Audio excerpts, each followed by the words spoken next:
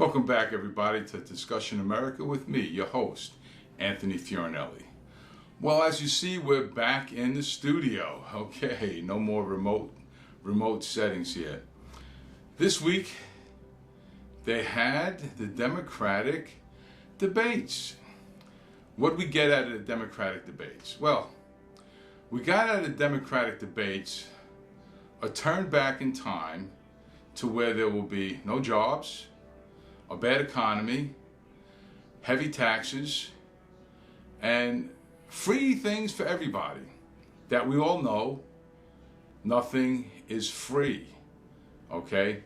So let's take a look at what they're offering.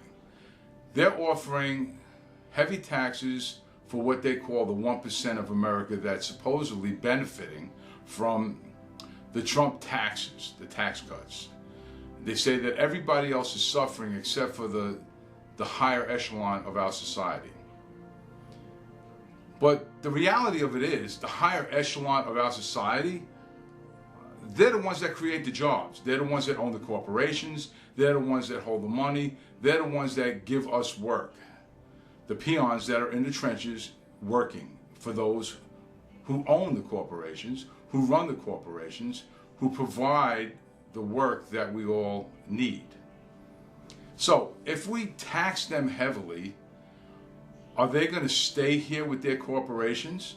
Or are they going to move their corporations to a tax-friendly country where they're not going to be paying heavy taxes and they're going to see the profits that they need to keep their investors satisfied? All right, they're investors. Let's talk about that for a while. A couple of them said that, well, yes, the tax break and the economy is good for Wall Street. Well, can we all remember that in the 20s when they had that crash, the stock market crash, it wasn't just the people that owned those big corporations that suffered, but that when the stock market crashed, it was people like you and I that were standing on bread and soup lines trying to get food, that there were no jobs because the corporations went belly up because the stock market crashed. So, do we need the stock market to flourish? Yes. So if the economy is strong and the stock market is strong, does everybody benefit? Yes. Not just the upper 1%. Now they start talking about health care and free health care and Medicaid, Medicare, and all that. You know what? They try to make things so complicated, and that's how they scare you into thinking that, oh my God, if we don't go this way of socialism, then we're all going to die of illnesses that we can't get care for. Well, the fact of the matter is, there are simpler ways to do this here. And let me try to lay some of them out for you. First of all, if you want healthcare to be more affordable, well, first of all, we have to get the industry under control. Case in point, I went for an echocardiogram and a stress test. Now, for those of you who don't know what an echocardiogram is, that sounds that must be very hard to do. No, you lay down on a chair, not even a table, and they take a little machine, they put a little grease on it, a little gel, and they rub it on your chest slowly to take pictures of your heart and your heart valve to see if it's working. That's an echocardiogram. And then after that, they put you on a treadmill and tell you to walk or run or do whatever you can to get your heart racing so they can take a picture of it to see how it's working, how it's pumping. Then they inject dye into your veins, and then they make you do it again to see the veins, to see if everything's pumping through your veins, if there's any blockage. That's a stress test. And for that, they billed my insurance company $10,000. Okay? 10 grand.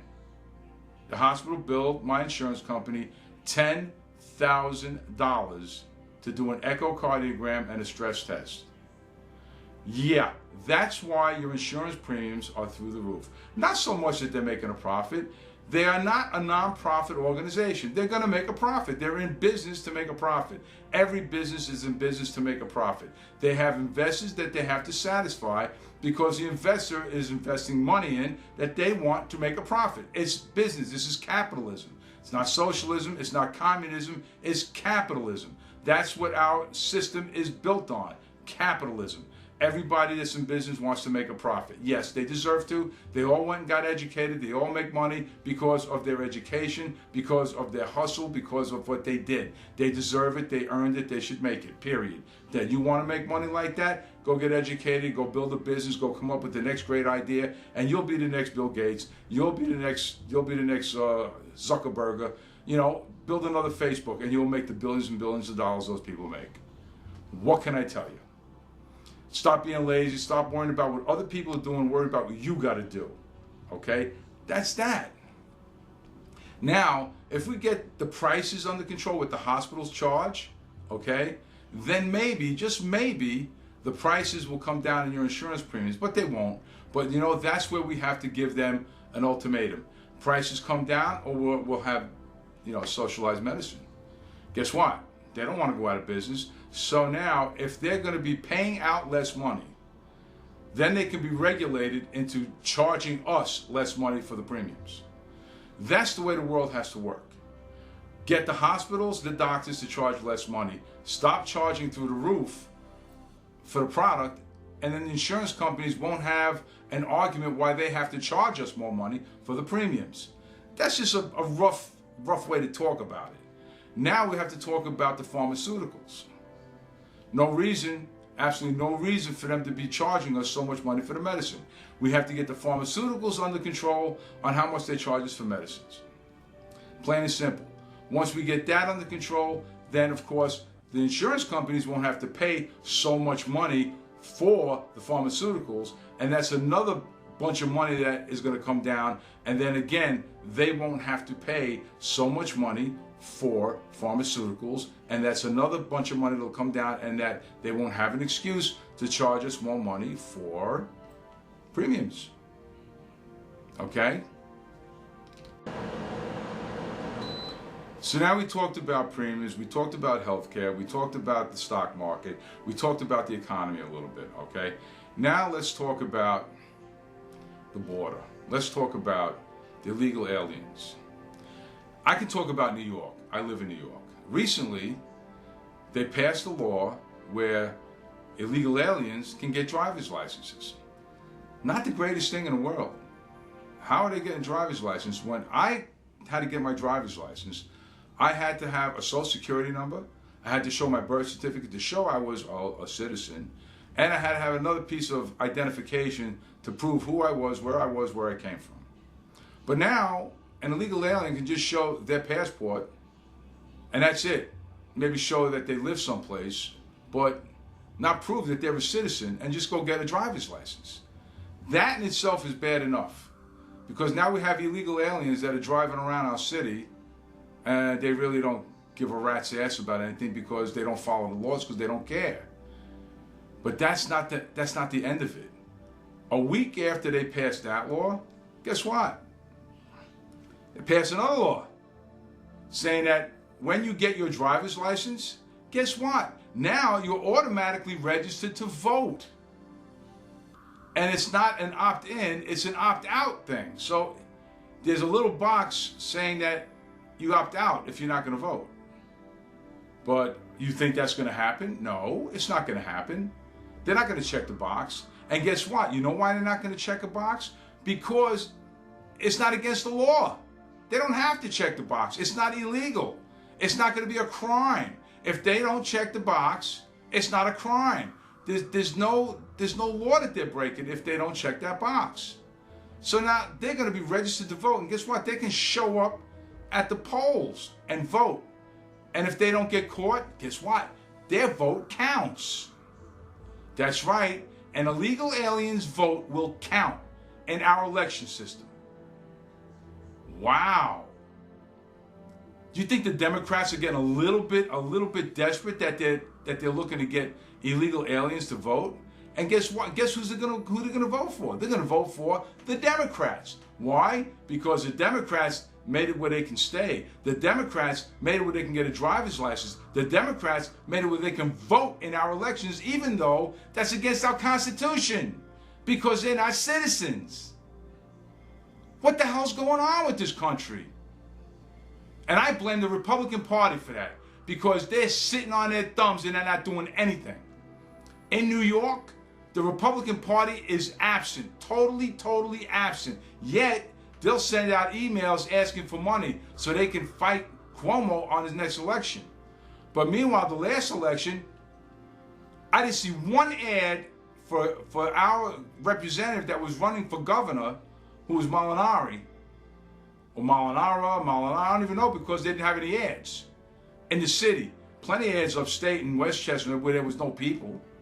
But not one ad in the city until the day of or day before the election. Yet they want my money. Not going to get it. Not going to get it until we have people running against Democrats. In the district in Queens, we have Grace Ming has run unopposed since she ran for Congress from the beginning. Never ran against a Republican in her district. Never. Not once did she run against a Republican in her district. To this day. Never. The Republican Party never had a candidate run against her for Congress in this district. We got a DA. We're gonna have a DA coming up in Queens.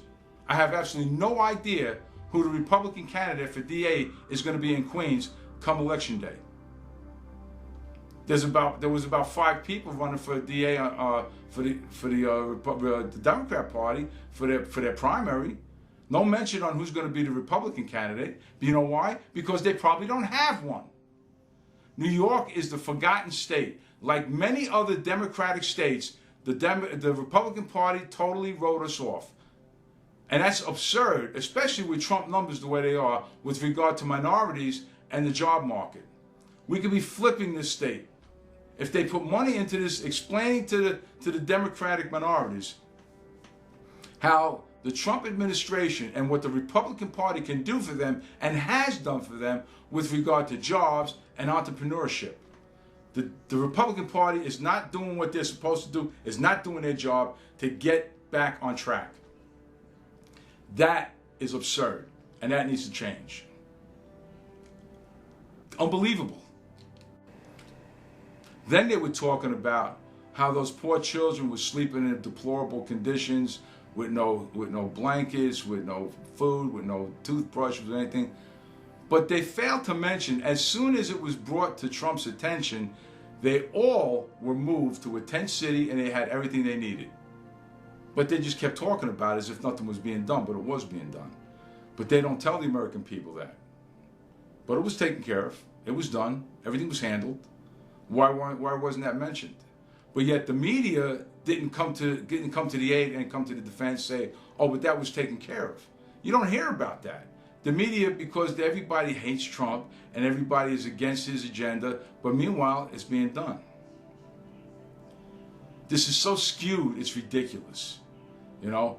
But there's nobody on Trump's side. But yet, the Democrats, they're going to send us into the Stone Age if any one of them get elected.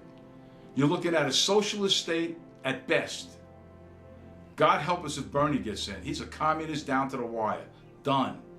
He's a communist sympathizer, and it's done. We're losing everything. We're losing everything. And you know what?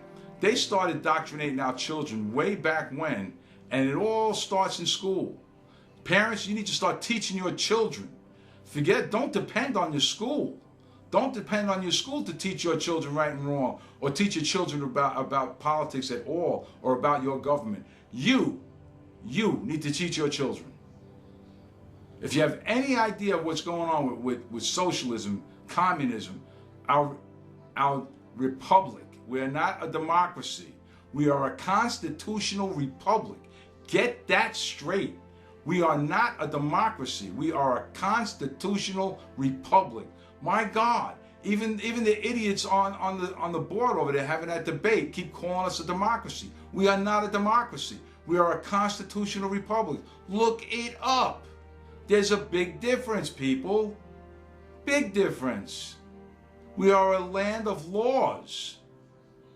Oh, come on. All right? So we talked about the border. We talked about, no, we didn't talk, we talked about the immigrants getting their licenses and being able to vote. You know, we talked a little bit about the border and the kids. You know what? We need, the way we stop this here, right, first of all, is we need to go to the countries that are sending us those people. And our administration, Trump and, you know, Pompeo, has to go there and say, hey, you need to get your gangs under control. Because if they're running from the gangs, their police department, their military needs to crack down on them and make their own country safe. Because they don't want to leave their country. They don't want to, you know, walk thousands and thousands of miles to come to America on a maybe get in and maybe die trying to swim across the Rio Grande. Make their own country safe. Crack down on the gangs. That's their police department and their corrupt military that's screwing things up. Each one of those countries have to be dealt with. You want our money? You want our support? You want us to take care of you people? Then you better crack down on those illegal gangs, and you better crack down on the corruption in your military. And then maybe then your people won't want to run from where they live. That's what has to be done. Forget about stopping at the border. Prevent them from wanting to leave their country.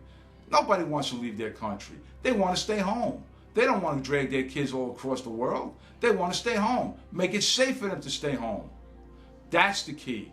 That's the key to this problem. You know, prior to this, the migrants were they're just guys who wanted to come across the border and you know, plow our fields or harvest out our vegetables and then go back to their families. That's what it was at that border. But now they're just trying to escape the gangs, the death, the destruction, you know, the rapes, the, you know, stealing their women to make them into slaves or prostitutes or whatever. That's what they're looking to get away from. So help them realize that if you want our continuing aid for your pockets, because that's where it goes, it don't go to their governments, go to their pockets, then you know what? You better put those gangs to task. You know, that's what has to be done. This is a lot of stuff that's not being talked about. It's not being talked about from the Democrats. They just want to keep throwing money and making everything free and open up the borders, let everybody in. That's not going to solve anything. Not a damn thing. Okay? Now the next thing I want to talk about the education that they so want to have everything free. No. Everybody's not going to get free. You're going to have a guy that the parents are making $20 million a year have a free education? Screw that. If you need a student loan, your student loan should be an interest-free student loan. Because what's killing these kids is not the amount that they're borrowing, it's the fact that over 20 years they got to pay. They have to pay a sick amount of interest over the 20 years, and that's what's killing them. It's the interest rate that's killing them. It's not the loan that they're borrowing, it's the interest rate that's killing them. It should be a government interest-free loan that they're borrowing. It should be a guaranteed interest-free loan from the government. Get it from the banks, but guaranteed that it's going to be paid back, and that kid's going to be paying back what they borrowed, not what they borrowed plus interest. If we can bail out Chevy, Chrysler, and all those other car manufacturers and insurance companies, we can give our kids interest-free loans for their education. It benefits the country when you do that. That's what I'm saying about that. So pretty much basically what I'm saying is that all these politicians, I don't care what politician you are, they're just trying to make everything as complicated as possible to confuse the hell out of you to think that, oh my God, we're going to blow up. When all they have to do is simplify everything and use common sense in approaching these problems. If they use common sense to approach these problems will go away fast because it's not going to cost the American people trillions of dollars to take care of it. Just common sense approaches at these problems will handle it. Handle it with no money. Common sense approaches, interest-free loans for the kids. Regulate how much the hospitals and doctors are going to charge for their patients. And that'll bring down the cost of healthcare in this country. You bring down the cost of healthcare in this country between the doctors, the hospitals, and the pharmaceuticals. That has to bring down the cost to the insurance companies. And if it brings down the cost of the health to the insurance companies, it has to bring down the premiums from the insurance companies can charge, and there we can regulate the insurance companies on how much they can charge us. All right, it's simple stuff. It's simple math, people. It's not as intricate as they try to make it out to be. But these Democrats, they want, oh, everything got to be free, got to be free. No, it don't have to be free. Common sense will dictate what needs to be done, but they're just not going to do that.